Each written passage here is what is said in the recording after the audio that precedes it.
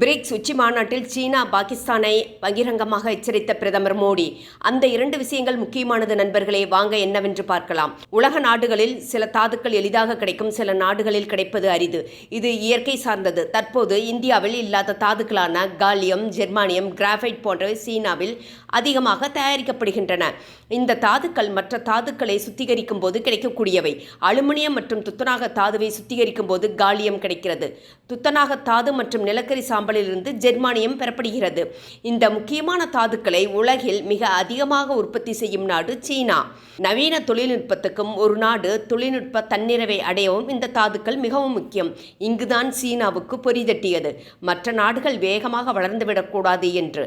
அதனால்தான் 2023ஆம் ஆண்டு காலியம் மற்றும் ஜெர்மானியம் ஏற்றுமதிக்கு சீனா தடை விதித்தது. இந்த முடிவால் பாதிக்கப்பட்ட நாடுகளில் இந்தியாவும் ஒன்று.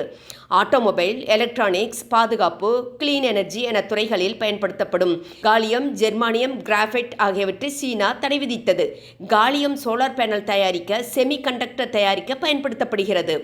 இந்தியா தற்போது தற்சார்பு துறையாக செமி கண்டக்டர்களை தயாரித்து வருகிறது. 2030ஆம் ஆண்டில் $100 பில்லியன் உற்பத்திக்கு திட்டமிட்டுள்ளது மோடி அரசு. இதற்காக 76,000 கோடி ஒதுக்கியுள்ளது. 2025ஆம் ஆண்டின் இறுதிக்குள் உள்நாட்டில் தயாரிக்கப்பட்ட முதல் செமி கண்டக்டர் சிப்பை அறிமுகப்படுத்த இந்தியா செயல்பட்டு வருகிறது. இங்குதான் சீனாவுக்கு கண் உறுத்திவிட்டது நண்பர்களே. நமக்கு போட்டியாக இந்தியா வளர்ந்து விடுமோ என்று அஞ்சிதான் தடையை விதித்தது சீனா. ஆனால் இந்தியா சிலிக்கான் அடிப்படையிலான சிப்களை தயாரித்து வருகிறது. சீப்பை ஒழித்து வைத்தால் திருமணம் நின்றுவிடும் என்று நினைத்துவிட்டார் சீன அதிபர் ஜி ஜின்பிங். இவ்வாறு பாதிப்புகளை எதிர்கொள்ளக்கூடாது என்ற நோக்கத்தில் 2020ஆம் ஆண்டில் துவங்கப்பட்டதுதான் ஆத்ம நிர்பர் பாரத் திட்டம். பிரதமர் மோடியின் சிறப்பு திட்டமாக செயல்படுத்தப்பட்டு இன்று வெற்றிகரமாக நடந்து வருகிறது. விஷயமே இனிதான் வருகிறது நண்பர்களே.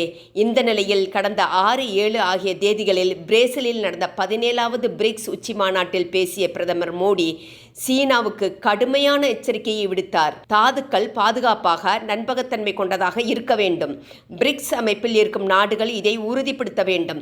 இந்த தாதுக்களை ஆயுதமாக மற்ற நாடுகளுக்கு எதிராக பயன்படுத்தக்கூடாது என்று சீனாவை மறைமுகமாக பிரதமர் சாடினார். இத்துடன் விடவில்லை. பகல்காம் பயங்கரவாத தாக்குதலின் போது பாகிஸ்தானுக்கு சீனா துணை நின்றதையும் எச்சரித்தார். மனிதகுலம் எதிர்கொள்ளும் மிக கடுமையான சவால்களில் பயங்கரவாதமும் ஒன்று. சமீபத்தில் பகல்காமில் இந்தியா ஒரு மனிதாபிமானமற்ற மற்றும் கோழைத்தனமான பயங்கரவாத தாக்குதலில் எதிர்கொண்டது. இது அனைத்து மனிதகுலத்தின் மீதும் நடத்தப்பட்ட தாக்குதலாகும் என்றார். உலக அமைதி மற்றும் செழிப்புக்கு பயங்கரவாதத்தை முறியடிப்பதில் பிரிக்ஸ் நாடுகள் தெளிவான மற்றும் ஒருங்கிணைந்த நிலைப்பாட்டை எடுக்க வேண்டும். பயங்கரவாதம் போன்ற ஒரு விஷயத்தில் இரட்டைத்தரங்களுக்கு இடமில்லை. எந்த ஒரு நாடும் பயங்கரவாதத்திற்கு நேரடியாக அல்லது மறைமுகமாக ஆதரவளித்தால் அதற்கான விலையை கொடுக்க வேண்டும் என்று சீனாவையும் பாகிஸ்தானையும் எச்சரித்தார். பயங்கரவாதிகளுக்கு எதிராக தடைகளை விதிப்பதில் எந்த தயக்கமும் இருக்கக்கூடாது என்றார். நண்பர்களே, எங்களுடைய கருத்துக்கள் பிடித்திருந்தால் எங்களது யூடியூப் சேனலை சப்ஸ்கிரைப் செய்யவும்.